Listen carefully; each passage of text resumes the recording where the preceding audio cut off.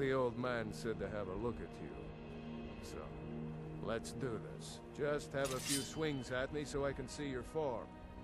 Don't worry, I can take it. Looks slow to me. Want to have your clip featured in the Skyrim Clip of the Week? Simply record the clip on your Xbox and then send it to me via message. My gamertag is iRyeni, that's IRYENI, and you can message it to me over Xbox and I'll be able to view it. I look forward to seeing the clips that you guys send me. Now moving on to the video.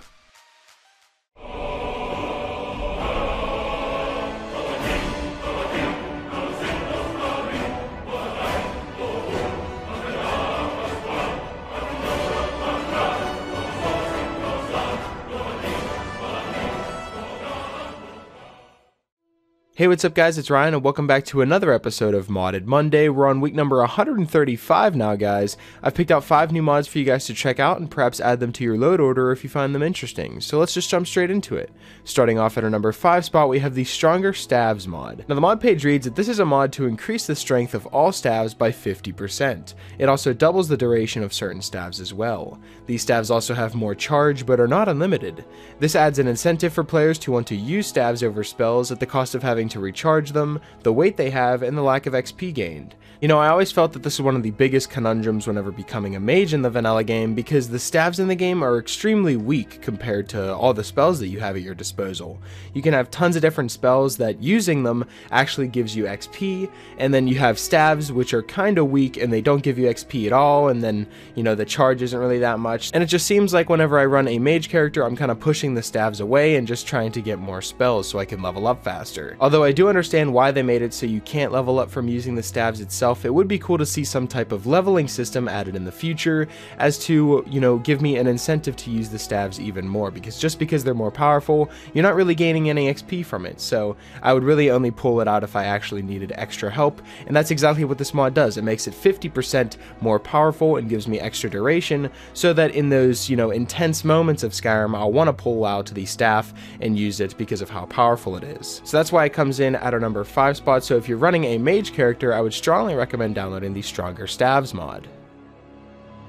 Coming in at our number 4 spot, we have a very simple mod called Run for Your Lives. Now the mod page reads that this is a small mod that makes citizens in a village or city run indoors during a dragon or vampire attack.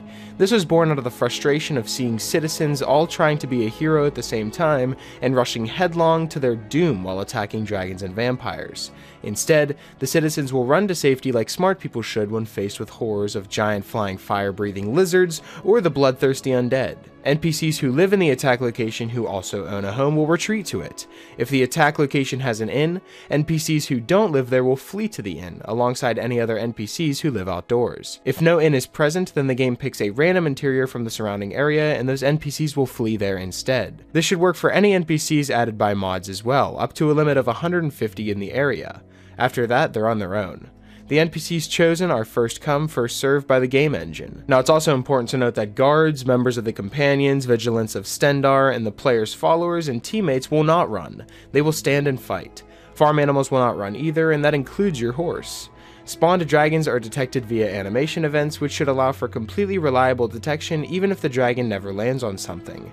There's also hand-placed dragons that are detected when the combat state changes, as well as when they land on any available perch objects in the area. The vampire side will be detected whenever the events that spawn them begin running, and I think this mod is wonderful. It always felt like in the vanilla game, whenever a dragon would attack any major city, it seemed like everyone in the entire town wants to become a hero and work together and try to take it down.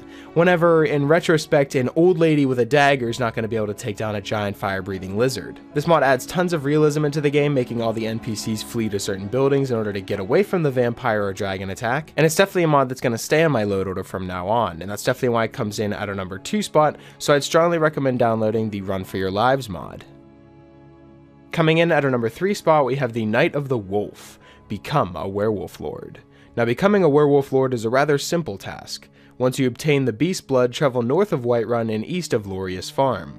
For those who seek the power must pass Hircine's test. Your path to wield the greatest power of a werewolf begins at Cold Corn Cavern.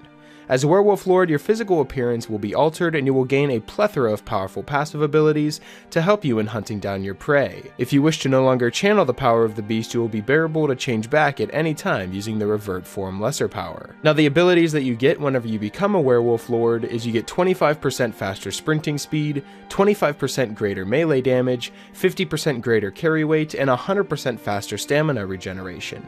You also get plus 50 unarmed damage, and basic unarmed attacks will stagger enemies, as well as unarmed power attacks which will ragdoll enemies. You also have passive detection of nearby enemies and a toggable beast vision with a unique red tint. As a werewolf lord, you will still be attacked whenever you transform, as you would if you were a regular werewolf. So if you've always thought that the werewolf skill trees and the werewolf mechanics were kind of lacking in certain areas, then why don't you upgrade them and become a werewolf lord? Once you pass Hircine's test, you will not want to go back because the faster sprinting speed and greater melee damage is extremely useful late game. So being able to get all these upgraded abilities once you become a master werewolf is just something that will give you more of an incentive to keep upgrading and upgrading your werewolf to become the most powerful one that you can become. So that's definitely why this mod comes in at our number 3 spot, so I'd recommend downloading the Night of the Wolf Become a Werewolf Lord mod.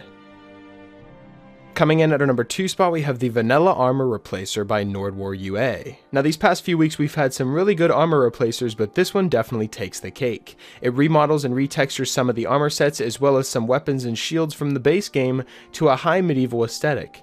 It also adds a new armor set that looks similar to the one from the Skyrim trailer. The armor sets and weapons that are covered by this mod include iron, hide, fur, leather and studded armor, steel, Dwarven, which is just the armor, scaled, which has been renamed, and steel plate, along with ebony, wolf, ancient Nord armor, and Nordic. This mod also adds the armor from the Skyrim trailer, and it's called the Barbarian set. Now there's two different versions of this mod. There's this high quality version, which comes in at 483.88 megabytes, and then there is a light version, which comes in at a small 269.55. So if you're running low on space in your load order, it might be best to go with the 1K textures. But if you have a lot of room left, then download the big version and just see how crisp and detailed all of these armor sets are. Either way, no matter what version you download, they are great mods and they definitely liven up the armors that are in the game. And like I said, it gives off the high medieval aesthetic and it just fully immerses you into the game and adds a whole bunch of new looking armors. And that's definitely why it comes in at our number 2 spot, so I'd strongly recommend downloading the Vanilla Armor Replacer mod.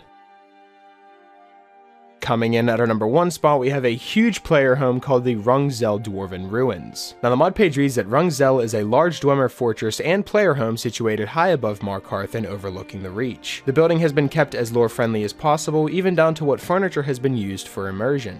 Now currently the building offers the following. There's a library with enough space for all of the books in the game, a forge with a bunch of storage and a blacksmith vendor, as well as an armory with over 30 mannequins, as well as weapon storage space. There's also enchanting and mages storage with a vendor as well, and an alchemy room and garden that have all plants that respawn, and an alchemist vendor. We also have a living quarters with storage for all jewels as well as food. Now a lot of work has been put into this and more areas and improvements are coming soon, and just to show you how large this player home actually is, I'm going to be giving you guys a brief tour of everything this house has to offer, so let's begin.